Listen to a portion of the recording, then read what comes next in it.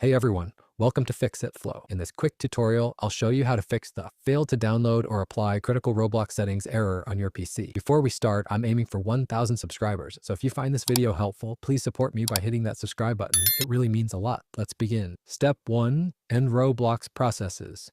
Right-click your taskbar and select Task Manager. Under the Processes tab, type the letter R to quickly find any Roblox processes. If you see any, select them and click End Task.